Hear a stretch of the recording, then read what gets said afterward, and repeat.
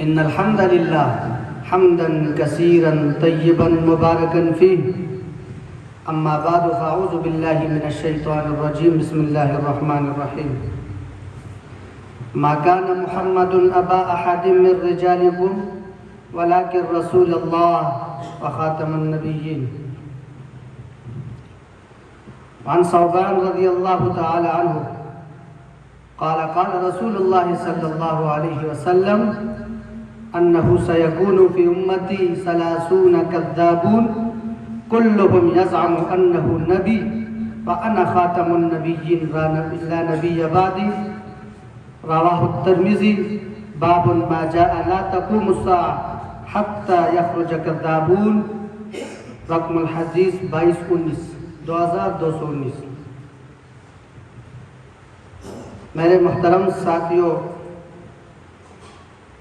سیرت کمیٹی کے انتظامیہ نے انتہائی پروقار بابرکت محفل کا انعقاد کیا ہے، جس میں میرا مقالہ پیغام رسالت مآب صلی اللہ علیہ وسلم کی حفاظت تحفظ ختم نبوت میں مضمر ہے.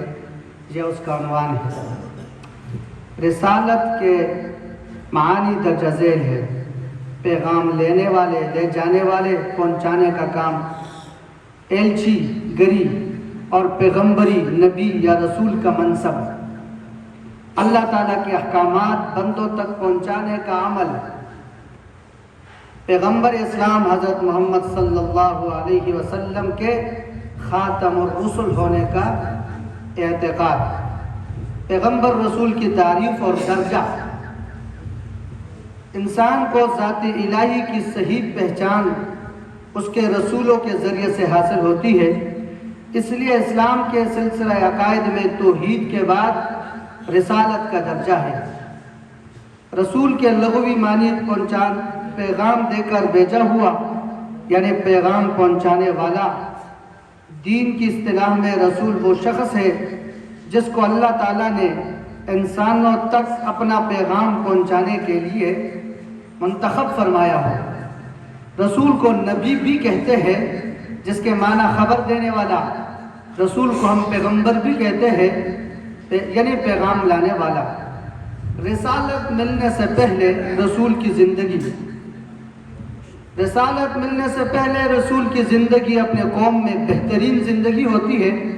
وہ پاک باز، نرم خو، نیک طبیعت، سچا اور امانت دار ہوتا ہے، تاکہ اللہ تعالیٰ کا پیغام سناتے وقت کوئی ان کو جھوٹا اور بے اعتبار نہ کہہ سکے. وہ رسول دعویٰ سے کہے، جیسا سورہ یونس میں اللہ تعالیٰ کا ارشاد مبارک ہے، آیت نمبر 16: قُلْ لَوْ شَاءَ اللَّهُ مَا تَلَوْتُهُ عَلَيْكُمْ وَلَا أَدْرَاكُمْ بِهِ فَقَدْ لَبِثْتُ فِيكُمْ عُمْرًا مِّن قَبْلِهِ أَفَلَا تَعْقِلُونَ. اس آیت کریمہ میں رسول اللہ کی رسالت سے پہلے کی زندگی کے متعلق بڑے دعوے سے اعلان کیا گیا ہے کہ میں نے اس سے پہلے تمہارے درمیان کافی زندگی گزاری ہے. اس زندگی میں مجھے کیسا پایا ہے. نبوت رسالت کے لیے سب سے ضروری چیز وحی الہی ہے. امام بخاری رحمۃ اللہ علیہ نے اپنی کتاب صحیح بخاری کی ابتدا میں بدء الوحی کا باب قائم کیا ہے. اس کو آپ تفصیل سے مطالعہ فرمائیں. رسالت کے لیے اگرچہ عمر کی کوئی قید مقرر نہیں، کس عمر میں نبوت رسالت کا منصب عطا کرنا مناسب ہے، لیکن اکثر رسول علیہ السلام کو کافی پختہ عمر میں رسالت ملی ہے. وحی کا معنی ہے دل میں چپکے سے کوئی بات ڈالنا، اشارہ کرنا یا کسی فرشتے کے ذریعے پیغام پہنچانا. دین کی اصطلاح میں وحی سے مراد اللہ تعالیٰ کا وہ پیغام جو اس نے اپنے کسی رسول پر فرشتوں کے ذریعے سے نازل کیا ہو، یا براہ راست نبی کے دل میں ڈال دیا ہو، یا کسی پردے کے پیچھے سے اسے سنوا دیا ہو. قرآن مجید میں وحی کا لفظ ان تینوں معنوں میں استعمال ہوا ہے. قرآن مجید میں سورہ شورى آیت نمبر 51 میں ارشاد مبارکہ ہے: وَمَا كَانَ لِبَشَرٍ أَن يُكَلِّمَهُ اللَّهُ إِلَّا وَحْيًا أَوْ مِنْ وَرَاءِ حِجَابٍ او یرسل رسولا فیوحی باذنہ ما یشاء انہ علی حکیم. اور کسی بشر کا یہ مقام نہیں کہ وہ اللہ سے روبرو بات کرے. اس سے بات یا تو وحی کے طور پر ہوتی ہے یا پردے کے پیچھے سے, یا وہ کسی قاصد کو بھیجتا ہے اور اس کے حکم سے جو کچھ وہ چاہتا ہے وہی کرتا ہے. رسول بھیجنے کی ضرورت کیوں پیش آئی؟ اللہ تعالیٰ نے انسانوں کی ہدایت کے لیے انسانوں میں سے رسول بھیجے, کیونکہ انسان کی رہنمائی کے لیے انسان ہی رسول ہو سکتا ہے.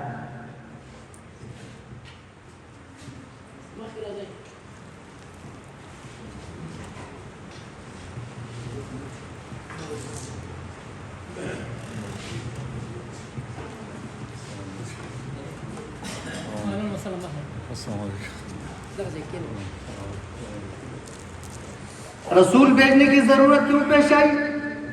اللہ تعالیٰ نے انسانوں کی ہدایت کے لیے انسانوں میں سے رسول بھیجے, کیونکہ انسان ہی کی رہنمائی کے لیے انسان ہی رسول ہو سکتا ہے.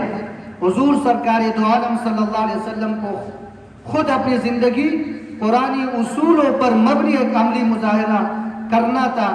صرف یہی نہیں کہ آ کر پیغام سنا دیتے, بلکہ اس پیغام کے مطابق انسانی زندگی کی اصلاح بھی آپ صلی اللہ علیہ وسلم کی ذمہ داری تھی. پیغام الہی فرشتوں کے ذریعے سے بھیجا جا سکتا تھا, مگر صرف پیغام بھیجنے سے وہ مقصد پورا نہیں ہو سکتا تھا. اس عظیم مقصد کی تکمیل و تفصیل کے لیے لازم تھا کہ اس پیغام کو بنی نوع انسان میں سے ہی ایک فرد لے کر آئے جو انسان کامل ہونے کے باوجود بہرحال انسان اور بشر ہو.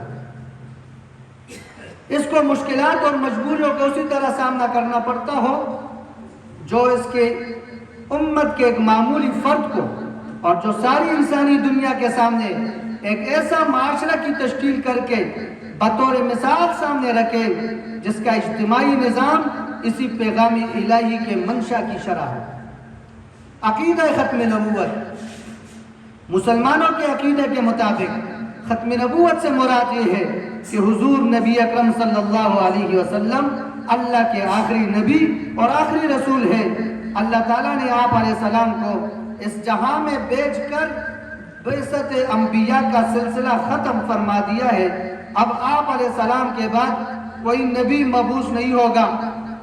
حضور نبی اکرم صلی اللہ علیہ وسلم کی ختم نبوت کا ذکر قرآن حکیم کی 100 سے بھی زائد آیات میں نہایت ہی جامع انداز میں صراحت کے ساتھ کیا گیا ہے. ارشاد خداوندی ہے ما کان محمد ابا احد من رجالکم ولکن رسول اللہ. ترجمہ محمد صلی اللہ علیہ وسلم تمہارے مردوں میں سے کسی کے باپ نہیں, لیکن وہ اللہ کے رسول ہے اور سب انبیاء کے آخر میں سلسلہ نبوت کو ختم کرنے والے ہیں, اور اللہ تعالیٰ ہر چیز کا خوب علم رکھنے والا ہے. اس آیت کریمہ میں اللہ تعالیٰ نے حضور اکرم صلی اللہ علیہ وسلم کو خاتم النبیین کہہ کر اعلان فرمایا دیا کہ آپ علیہ السلام ہی آخری نبی ہے. اب قیامت تک کسی کو نہ منصب نبوت پر فائز کیا جائے گا اور نہ منصب رسالت پر فائز کیا جائے گا. قرآن مجید میں 100 سے زیادہ آیات ایسی ہے اشارتاً, کنایتاً اور وضاحت کے ساتھ جو عقیدہ ختم نبوت کی تائید اور تصدیق کرتی ہے. خود نبی اکرم صلی اللہ علیہ وسلم نے تقریباً 210 سے زائد متعدد اور متواتر احادیث میں خاتم النبیین کا یہی معنی متعین فرما دیا ہے. لہٰذا قیامت تک کسی قوم, ملک, زمانہ کے لیے آپ علیہ السلام کے بعد کسی اور نبی یا رسول کی کوئی ضرورت باقی نہیں ہے, اور اللہ تعالیٰ نے نبوت کا دروازہ ہمیشہ کے لیے بند فرما دیا ہے. آپ علیہ السلام سلسلہ نبوت اور سلسلہ رسالت کی آخری کڑی ہے. آپ علیہ السلام نے اپنے زبان مبارک ترجمان حق سے اپنے ختم نبوت کا واضح اعلان فرما دیا ہے. حضرت انس بن مالک رضی اللہ تعالی عنہ کا مرفوعاً روایت ہے کہ حضور صلی اللہ علیہ وسلم نے ارشاد فرمایا ان الرسالۃ والنبوۃ قد انقطعت فلا رسول بعدی ولا نبی. اس کا حوالہ ہے ترمذی, امام ترمذی نے الجامع الصحیح کتاب الرؤیا باب ذهبت النبوہ میں یہ روایت موجود ہے. حدیث کا نمبر ہے 2272 2272 ترجمہ: اب نبوت اور رسالت کا انقطاع عمل میں آ چکا، لہٰذا میرے بعد کوئی نہ رسول آئے گا اور نہ نبی۔ اس حدیث پاک سے ثابت ہو گیا کہ آپ علیہ السلام کے بعد کوئی نبی نہیں آئے گا۔ آپ علیہ السلام کے بعد جو کوئی بھی نبوت کا دعویٰ کرے گا وہ جھوٹا، ملعون اور ابلیس کے ناپاک عزائم کا ترجمان ہوگا۔ اس کا اسلام اور مسلمانوں کے ساتھ کوئی تعلق نہیں ہوگا، وہ زندیق کافر ہوگا۔ مسلمانوں کے عقیدے کے مطابق اور مملکت خدا داد پاکستان کے آئین کے مطابق وہ زندیق اور کافر ہوگا۔ ایک سوال ہے، عام مجمع، عام مسلمان، مادی پرست جو مسلمان ہے وہ ہم سے یہ سوال کرتا ہے کہ ختم نبوت کا عقیدہ رکھنا کیوں ضروری ہے اور کیا اس کے بغیر ایمان معتبر نہیں؟ اس کا جواب ملاحظہ فرمائے، دین اسلام کی اصل روح عقیدہ ختم نبوت ہے، اور اس عقیدہ پر پختہ ایمان ہی اسلام کی بنیاد ہے۔ اس عقیدہ میں کسی قسم کا شک گویا پورے دین کو منہدم کرنے کے مترادف ہے، لہذا ختم نبوت کا عقیدہ رکھنا بنیادی اور اساسی عقیدہ ہے۔ اس کے بغیر کسی کا بھی عقیدہ اور ایمان مسلمانوں کے نزدیک معتبر نہیں ہوگا۔ تکمیل نبوت کی ابتدا حضرت آدم علیہ السلام سے شروع ہوا اور حضرت محمد خاتم النبی صلی اللہ علیہ وسلم پر کمالات نبوت ایک ایسی انتہا کو پہنچ کر مکمل ہو گئے جو اب تک نہ ہوئے تھے، اور اب جو نبوت قائم ہے اور خاتم کی ہے، اور اس کامل نبوت کے بعد کسی نئی نبوت کی ضرورت باقی نہیں رہی۔ نبوت جب سے شروع ہوئی، جن کمالات کو لے کر شروع ہوئی تھی اور آخر کار جس حد پر رکی اور ختم ہوئی، اس کے اول سے آخر تک جس قدر بھی کمالات نبوت طبقہ انبیاء علیہم السلام میں سے کسی کو بھی ملے، وہ سب کے سب خاتم النبیین حضرت محمد صلی اللہ علیہ وسلم میں آ کر جمع ہو گئے۔ یہ کمال جامعیت کا آپ علیہ السلام کے نبوت کے ساتھ خاص ہے۔ یہ کمال جامعیت آپ علیہ السلام کے نبوت کے ساتھ خاص ہے۔ قرآن کریم میں آپ علیہ السلام کے آخری خاتم النبیین کے واضح اعلان کے بعد یہ معلوم ہوا، اور دوسرے انبیاء علیہ السلام میں سے کوئی بھی اس کمال جامعیت سے متصف نہیں ہوا تھا، ورنہ جہاں بھی کمال جامعیت کا اجتماع ہوتا وہیں پر نبوت ختم ہوتی۔ جہاں بھی یعنی کمال جامعیت کا اجتماع ہوتا وہیں پر نبوت ختم ہوتی اور آگے بڑھ کر یہاں تک نہ پہنچتی۔ خاتم النبیین ہونا کمال جامعیت کی دلیل ہے۔ خاتم النبیین کا جامع علوم نبوت، جامع اخلاق نبوت، جامع احوال نبوت، جامع شؤون نبوت ہونا ضروری ٹھہرا۔ آپ علیہ السلام کی ذات مبارکہ جملہ انبیاء کرام کے کمالات کا خلاصہ ہوئی، بلکہ کائنات کے جملہ خصائل و فضائل کا خلاصہ ہوئی۔ ہر کمال آپ علیہ السلام کی ذات میں جمع، ہر جمال آپ علیہ السلام کی ذات میں سے متصف ہے۔ گویا ہر جمال و کمال، ہر خوبی و حسن وہی ہوگا جو آپ علیہ السلام کی ذات میں جمع ہو، ورنہ وہ خوبی و کمال نہیں ہوگا۔ پس دامن مصطفیٰ سے جدا ہو کر کوئی شے کمال و خوبی کے نام سے تعبیر نہیں کی جا سکتی۔ علم کمال ہے، بے علمی کمال نہیں، تصرف کمال ہے، عاجزی کمال نہیں، حیات کمال ہے، موت کمال نہیں۔ لہٰذا جب آپ علیہ السلام کو جامع کمالات تسلیم کرنا ضروری ٹھہرا، پھر آپ علیہ السلام کے علمی کمال، تصرف کے کمال اور بعد از وصال حیات کے کمالات کو تسلیم کرنا ضروری ہوگا۔ جیسے کمالات کی حد ہوتی ہے، اس طرح شریعت بھی تکمیل ہوئی، کیونکہ کمالات علم و عمل پر شریعتوں کی بنیاد ہے۔ جب یہ کمالات اپنے آخری کنارے کو پہنچے تو اس کا صاف مطلب یہ نکلا شریعت اور دین بھی آ کر خاتم پر مکمل ہو گیا، اور شریعت اور دین کا بھی کوئی تکمیل طلب حصہ باقی نہیں رہا کہ اسے پہنچانے اور مکمل کرنے کے لیے کسی اور نبی کو بھیجا جائے۔ اس لیے جب آپ علیہ السلام خاتم النبیین ہوئے تو خاتم الشرائع، خاتم الادیان، خاتم الکتب یا بالفاظ دیگر خاتم الشریعت، کامل الدین، کامل الکتب ہونا بھی آپ علیہ السلام کا ضروری ہوا، اور یہ حقیقت ہے کہ کامل ہی ناقص کے لیے ناسخ بن سکتا ہے۔ اس لیے شریعت محمدی بوجہ اپنے انتہائی کمال اور ناقابل تغیر اور تبدل کے ساتھ سابقہ شریعتوں کو منسوخ کرنے کی حددار تیرتی ہے، اور یہ بھی ایک حقیقت ہے کہ ناسخ آخر میں آتا ہے، منسوخ اس سے پہلے ہوتا ہے۔ آپ علیہ السلام کا فرمان ہے، انا خاتم النبیین لا نبی بعدی، میں آخری نبی ہوں، میرے بعد کوئی نبی نہیں آئے گا۔